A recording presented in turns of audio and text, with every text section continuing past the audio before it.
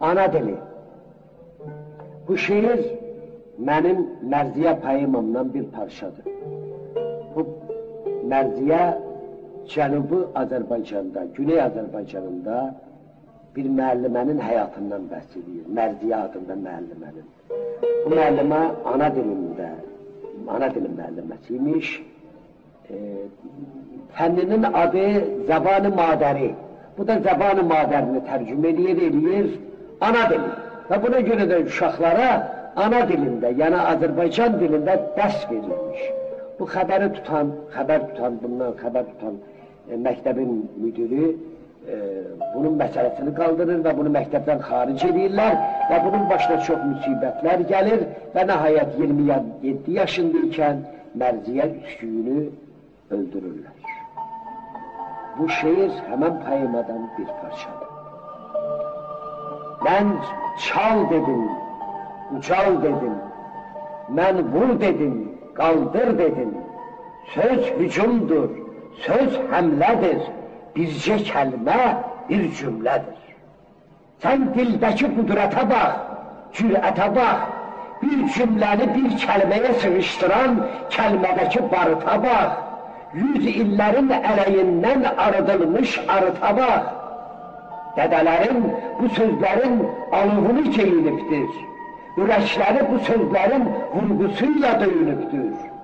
Dalxan taxıb dağ səsinə, vuruşubdur vur səsinə. Axı niyə dəyişdirək bizim Qorqud atamızın yaratdığı kəlmələri başqasının gəlməsinə? Niyə mənim anam madər, niyə atam pədər olsun? Bu dolaşıq ticarətdə niyə mənim doğmalarım özgəsinin tapdağında hədər olsun? Niyə yadım bəhməzinə bal deməli, öz aşıma yal deməli? Niyə mənim ana dilim gəlmə dilin qabağında titim titrəməli? Niyə doğmam yad olmalı? Öz sözlərim öz dilimdən qovulmalı? Heç gördünmü torağayı qarğa kimi qağa deyə? Heç gördünmü sığırşını sərçə kimi cükküldüyə? Sözlərin də millət kimi öz əzəli sifəti var. Hər kəlmənin öz cövhəri, fitrəti var. Dəyişəndə yad sözünə öz sözünü, öz ləhcəni, sifətini dəyişirsən, tanımıram onda səni. Anlamıram fitrətin nə, sifətin nə, gövşüyəndə sən özgənin sözlərini sifət taxdın sifətinə. Sən tüpürdün öz babanın ocağına, anan səni bu ocağa evlad doğub, sənsə girdin özgəsinin qucağına. Hər millətin ən qiymətli sərvətidir ana dili. Evladları yer üzünə səpələnsə, pərən düşənlərin vəhdətidir ana dili. Bu dünyanın hansı uzaq bucağında səslənərsə, o bucağı mənim üçün əzizlədən ana dilim, qurbəti də vətən edən ana dilim. Sözlərinin nəğməsində ruhumuzu cilgildədən ana dilim, məni ana vətənimin bütün oğul qızlarıyla qohum edən ana dilim. Sən gözlərə görünməyən bir telsən ki, yol açmısan keçmişimdən gələcəyə, ana yurdun öz ruhunu keçirirsən bu nəsildən o nəsilə, o ürəkdən bu ürəyə.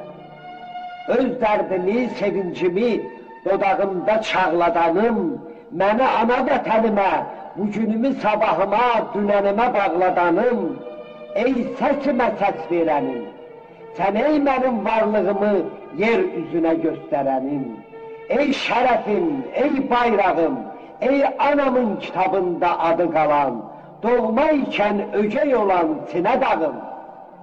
Xətainin qılıncında, Füzulinin qəzəlində bülövlənib orxavlanan söz kəsərim, dağlarımdan damcı sızıb gələn öz əsərim, ey bu günü dilim, parçalanan ana dilim, sinəsində od qalanan ana dilim, Kapıların arkasında boynu bükük kalan dilim, var iken yok olan dilim, ayaklarda kilim dilim, vuruşlarda bir kahraman, barışlarda helim dilim.